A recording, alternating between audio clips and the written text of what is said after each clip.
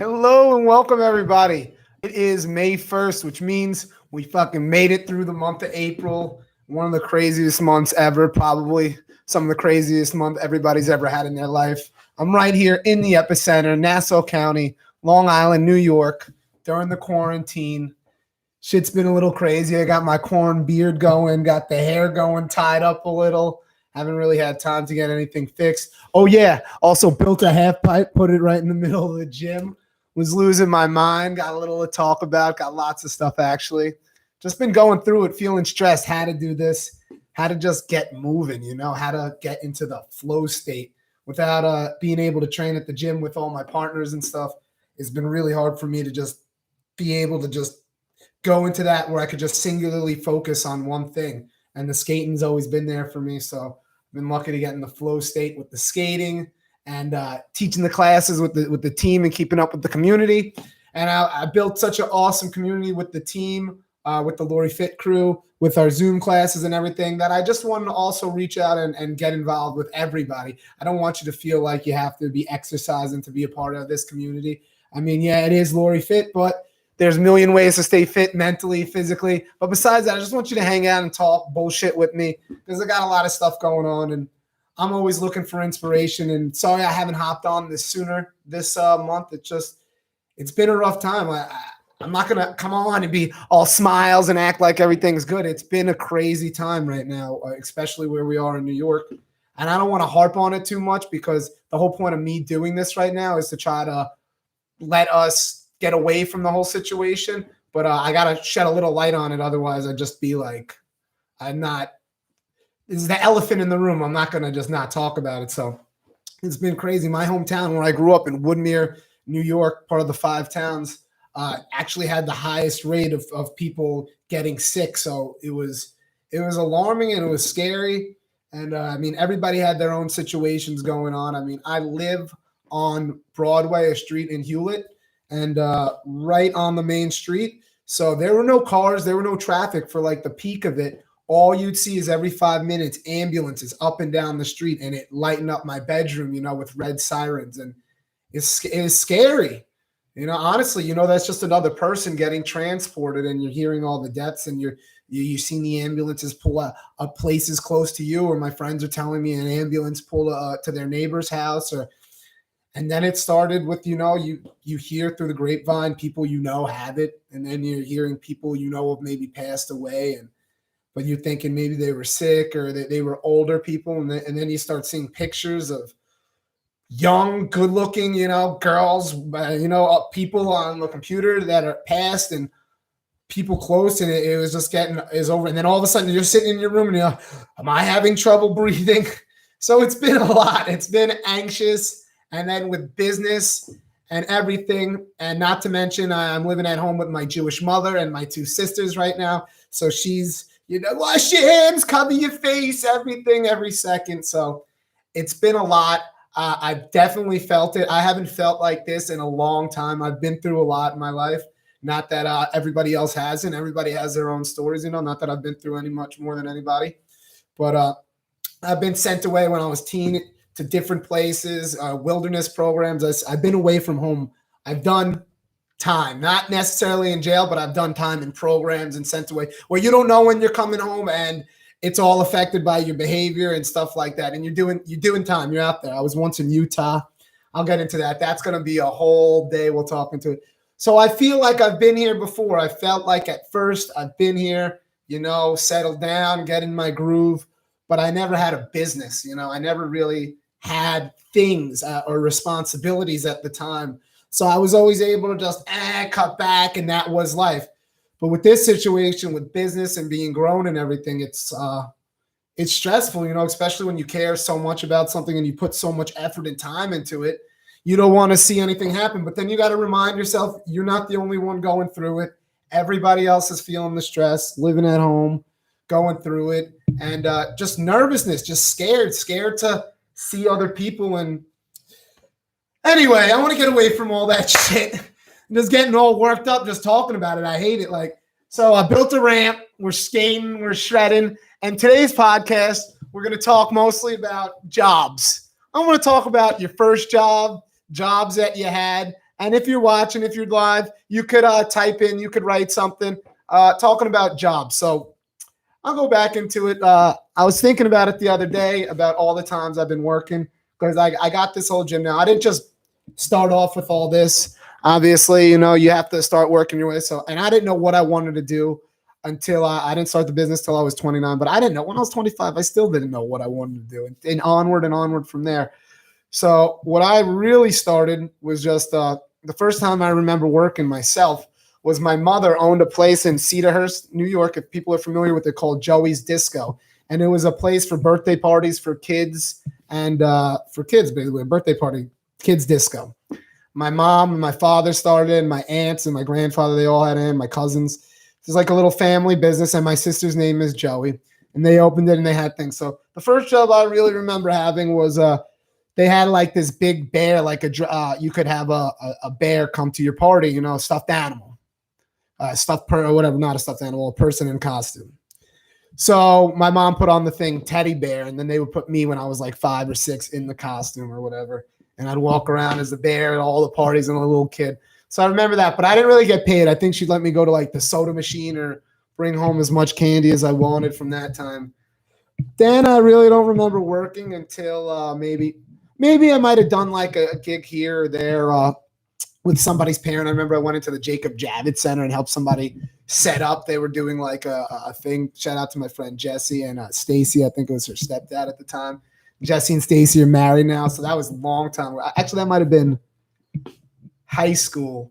But really, and then after working for my mom was snow days, of course, growing up in New York, snow days, call up Schmin, Reichman, the boys, kids from around the corner, Joey around the corner. We'd get our shovels and we'd go knock on doors and we'd look at it, $20, we'll do it, we'll shovel your driveway. So I remember we always used to shovel driveways in the snow, but that's hard, and as you get older, what happened? People start coming with their trucks and shit. You're like, we're walking kids with shovels.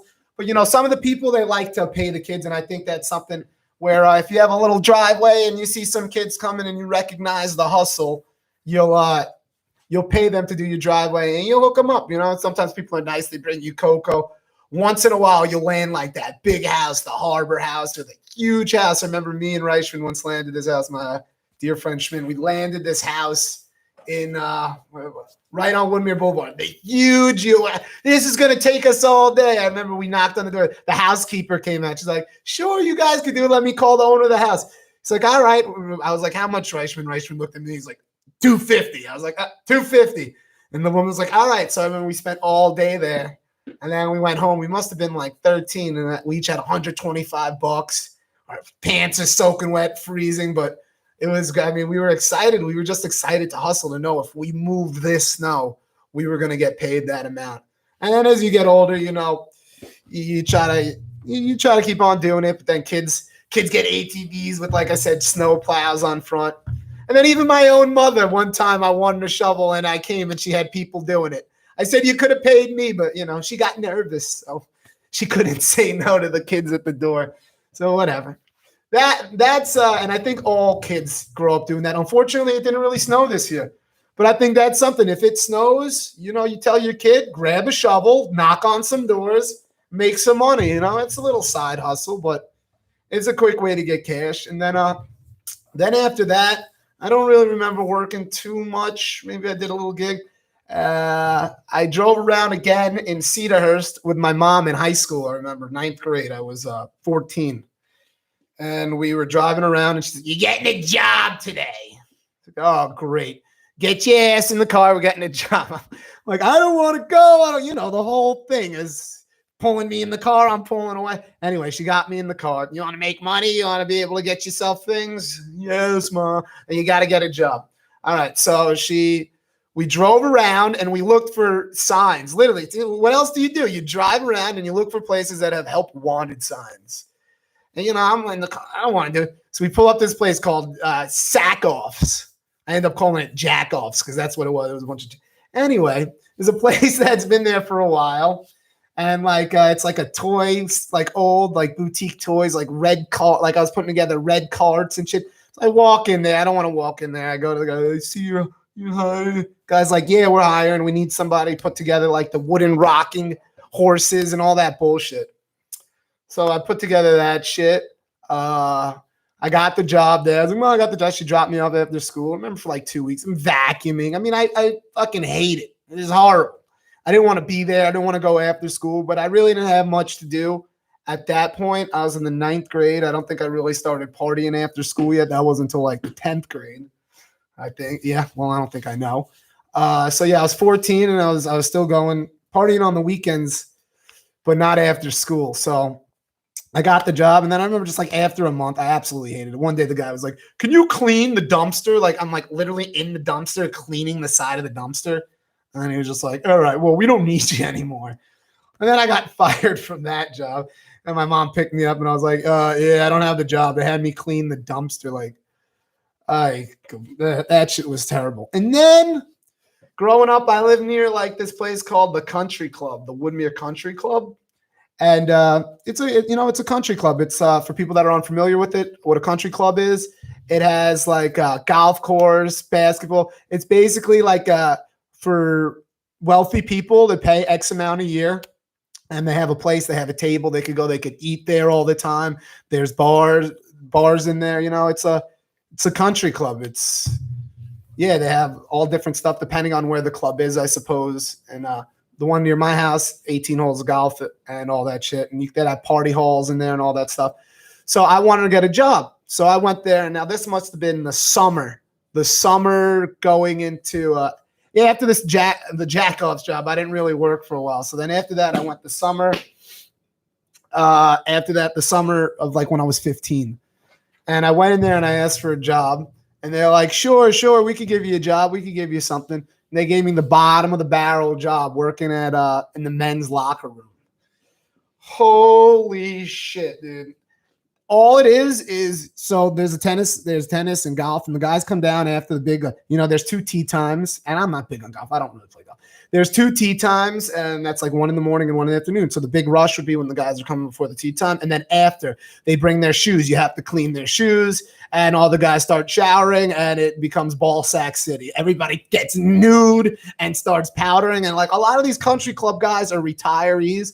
Some of them, their wives are gone, their families. This is their life. I remember there was one guy, Mr. White. He always just sat in the chair, always. And then he's just like an old 90-year-old guy, and he just sit there naked all the time. And eventually, he stood up, and there'd always be like a pile of white baby powder right on the chair from his nuts. And I always wondered if that was why they called him Mr. White. But I actually think his name was Mr. White. He was like the oldest running member of the gym. So it was just crazy. You'd be there, and I'm 15, and it's just all naked men handing me their shoes, right? And they need me to clean the bottom of their fucking shoes. And it's a club thing that you can't tip. You're not allowed to tip, so you don't get a single tip. You're getting paid minimum wage. What else? You're cleaning the inside of the showers. It's it's one of those jobs that if you work, I don't know. It was a summer job, to say the least. And, I found out it wasn't really for me working in a locker room. And yeah, from there, let's see, 15. And then I must have done just a bunch of shit after that. I can't even keep track. I'll just, when I turned 17, I did like stuff, help my mom had this place. She works for NYFF events. I loaded the trucks early in the morning, unloaded. I found out I don't like 20-hour days. What else? With all the events for the parties, staying there with loading the trucks. What else? There's a bunch of shit. I'm trying to think of, the first one that I found out that I started to really enjoy was when I turned 17 and I got my license. I worked for Domino's delivering pizza. And that's when I realized I liked the food industry. I liked food. I liked working around food because, you get hungry and then you get food. And I like having my car because I had the freedom of being around.